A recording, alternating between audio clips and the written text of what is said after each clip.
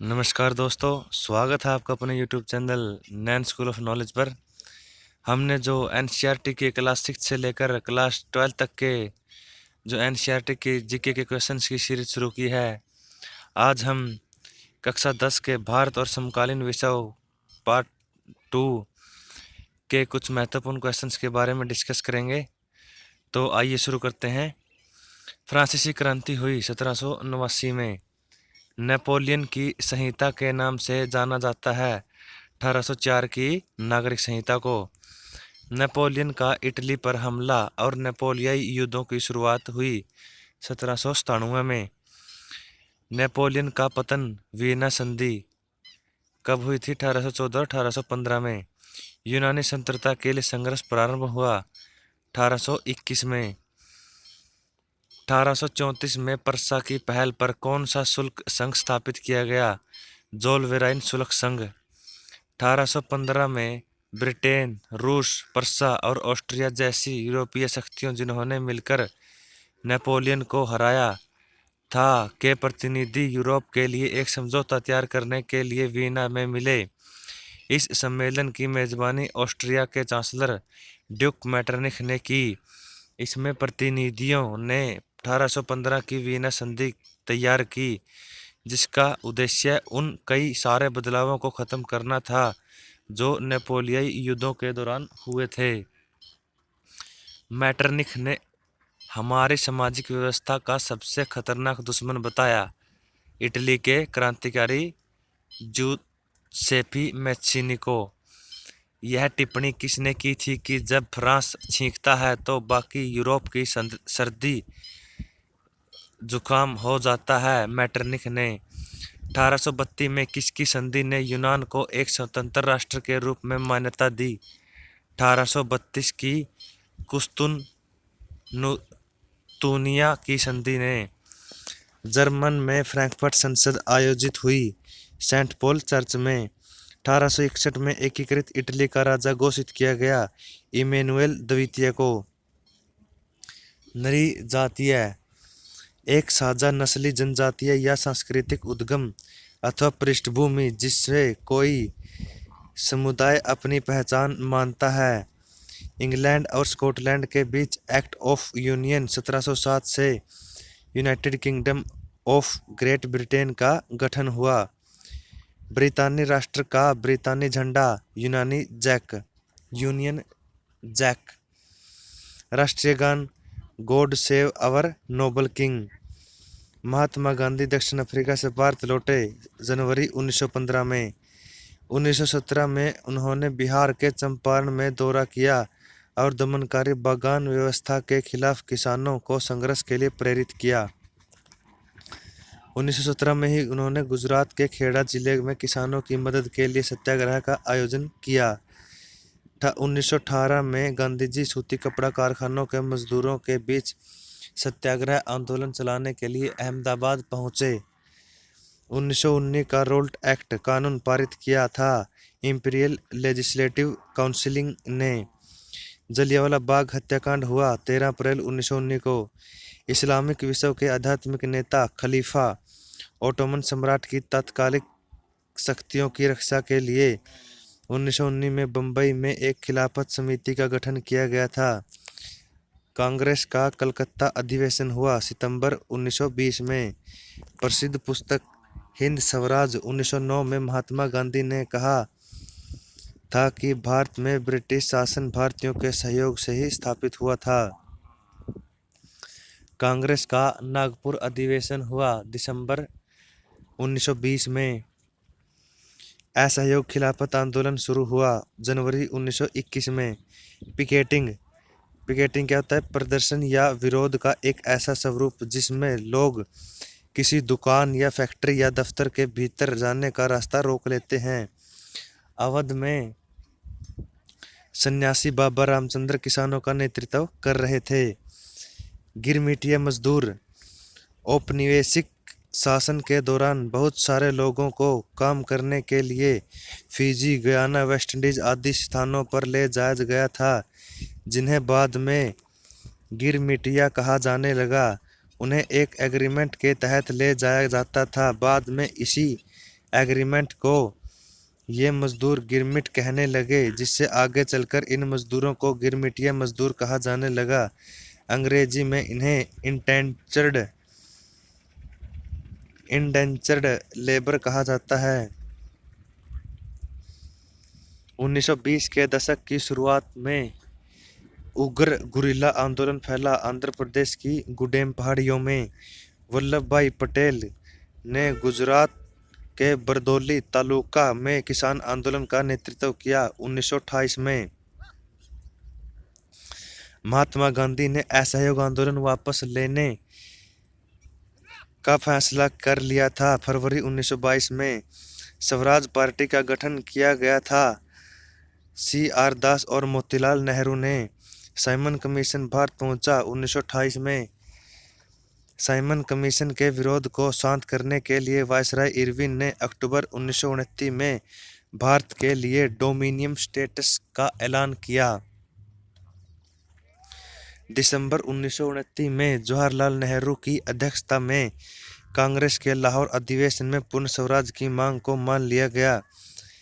तय किया गया कि जनवरी 26, 1930 को स्वतंत्रता दिवस के रूप में मनाया जाएगा।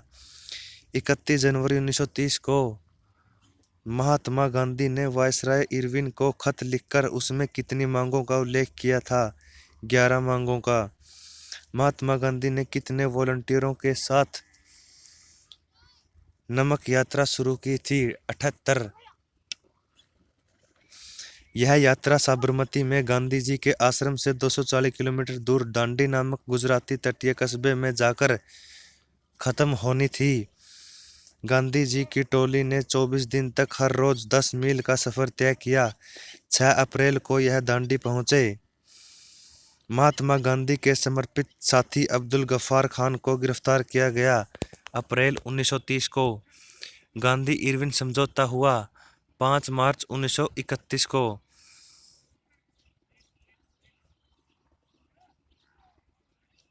इस समझौते के तहत गांधी जी ने लंदन में होने वाले दूसरे गोलमेज सम्मेलन में हिस्सा लेने पर अपनी सहमति व्यक्त की। दिसंबर 1931 में सम्मेलन के लिए गांधी जी लंदन गए। भारतीय औद्योगिक एवं व्यावसायिक कांग्रेस का गठन हुआ। 1920 में भारतीय वाणिज्य एवं उद्योग परिसंघ federation of Indian chamber of commerce and industry FICCI का गठन हुआ। 1927 में 1930 में रेलवे कामगारों और 1932 में गोदी कामगारों की हड़ताल हुई। चोरी चोरा गांधी जी असहयोग आंदोलन वापस ले लेते हैं। फरवरी 1922 में जब ये घटना होती है चोरी चोरा की, तो गांधी जी अपना असहयोग आंदोलन वापस ले लेते हैं। अलूरी सीताराम राजू की गिरफ्तारी और 2 वर्ष से चला आ रहा हथियारबंद आदिवासी संघर्ष समाप्त हुआ। मई 1924 में अंबेडकर दलित वर्ग एसोसिएशन की स्थापना करते हैं।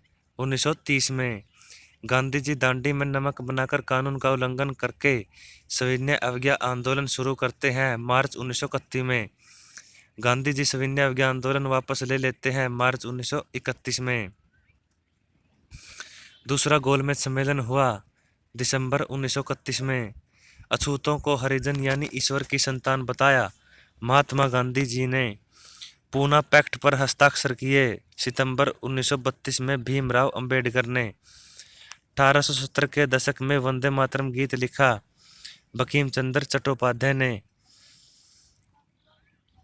मद्रास में तमिल लोक कथा the folklores of southern India के नाम से प्रकाशन किया। नटेशा शास्त्री ने गांधी जी ने स्वराज का झंडा तैयार कर लिया था। 1921 तक 1890 के दशक में अफ्रीका में कौन सी बीमारी तेजी से फैली? रिंडरपेस्ट नामक बीमारी। यह एक विनाशकारी पशु बीमारी है। होसे इमाम हुसैन के नाम पर मेले का सालाना जुलूस निकलता था। त्रिनिदाद में पहला महायुद्ध मुख्य रूप से लड़ा गया। यूरोप में आर्थिक महामंदी की शुरुआत हुई 1929 से। सविनय अवज्ञा आंदोलन का अन्य नाम सिविल नाफरमानी। अमेरिका स्थित न्यू हैम्पशर के ब्रिटेन वुड्स नामक स्थान पर संयुक्त राष्ट्र मौद्रिक एवं वित्तीय सम्मेलन हुआ जुलाई 1944 में। ब्रिटेन वुड्स संस्थान या Bretton Woods twin Bretton Woods की जुड़वा संतान कहा जाता है। विश्व बैंक और अंतर्राष्ट्रीय मुद्रा कोष को ब्रिटेन वुड्स सम्मेलन में ही अंतर्राष्ट्रीय मुद्रा कोष की स्थापना की गई। विश्व बैंक और IMF यानी इंटरनेशनल मुद्रा कोष अंतर्राष्ट्रीय मुद्रा कोष ने औपचारिक रूप से काम करना शुरू कर दिया 1947 में। अमेरिका विश्व बैंक और IMF के किसी भी फैसले को वीटो कर सकता है। वीटो निषेधाधिकार। इस अधिकार के सहारे एक ही सदस्य की असहमति किसी भी प्रस्ताव को खारिज करने का आधार बन सकती है। इसे वीटो पावर कहते हैं। NIEO new international economic order. चीन की क्रांति हुई 1949 में। चीन E.T. पॉल म्यूजिक कंपनी ने सन 1900 में संगीत की एक किताब प्रकाशित की थी जिसकी जिल्द पर नई सदी का उदय डॉन ऑफ द सेंचुरी का ऐलान किया गया था। प्राच्य। भूमध्य सागर के पूर्व में स्थित देश। आमतौर पर यह शब्द एशिया के इस्तेमाल के लिए इस्तेमाल किया जाता है। पश्चिमी नजरिए में प्राच्य इलाके पूर्व आधुनिक पारंपरिक और रहस्यमय थे। भूसा और चारा, लकड़ी, सब्जियां, बेरियां आदि बीन कर काम चलाने वाले छोटे किसान को कहा जाता है कॉटेजर। स्टेपलर। ऐसा व्यक्ति जो रेशों को हिसाब से ऊन को स्टेपल करता है या छांटता है। फुलर। ऐसा व्यक्ति जो फुल करता है यानी चुनटों के सहारे कपड़े को समेटता है। कार्डिंग। वह प्रक्रिया जिसमें कपास या ऊन आदि रेशों को कताई के लिए तैयार किया जाता है। शिपनिंग जेनी। जेम्स हरग्रीव्स द्वारा 1764 में बनाई गई ऊन उद्योग में उपयोग होने वाली मशीन। बुनकरों पर निगरानी रखने, माल इकट्ठा करने और कपड़ों की गुणवत्ता जांचने के लिए वेतनभोगी कर्मचारी तैनात कर दिए जिन्हें कहा जाता था गुमास्ता। बम्बई में पहली कपड़ा मिल लगी 1854 में। देश की पहली जूट मिल 1855 में बंगाल में खुली। 1860 के दशक में एल्गिन मिल खुली कानपुर में। मद्रास में पहली कताई और बुनाई मिल खुली 1874 में। 1917 में कलकत्ता में देश की पहली जूट मिल लगाने वाला व्यवसायी था मारवाड़ी व्यवसायी सेठ हुकमचंद। गुलामगिरी पुस्तक लिखी ज्योतिबा फुले ने। कब लिखी? 1871 में। फ्लाईस्टल। यह रस्सियों और पुलियों के जरिए चलने वाला एक यांत्रिक औजार है जिसका बुनाई के लिए इस्तेमाल किया जाता है। जापान की सबसे पुरानी पुस्तक जो 868 ईस्वी में छपी डायमंड सूत्र। वेलम। चर्मपत्तर या जानवरों के चमड़े से बनी लेखन की सतह। गुटेनबर्ग ने 1448 तक अपनी पहली किताब छापी बाइबल। प्रोटेस्टेंट धर्म सुधार। 16वीं सदी यूरोप में रोमन कैथोलिक चर्च में सुधार का आंदोलन। मार्टिन लूथर प्रोटेस्टेंट सुधारकों में से एक थे। कैथोलिक पुजारियों ने 1579 में पहली तमिल किताब छापी कोचीन में। कैथोलिक पुजारियों ने पहली मलयालम किताब छापी 1713 में। 1780 में बंगाल गजट नामक साप्ताहिक पत्रिका का संपादन शुरू किया जेम्स ऑगस्ट हिक्की ने। 2 फारसी अखबार जाम ए जहां नामा और शमसूल अखबार प्रकाशित हुए 1882 में। तुलसीदास की 16वीं सदी की किताब रामचरितमानस का पहला मुद्रित संस्करण प्रकाशित हुआ 1810 में कलकत्ता से।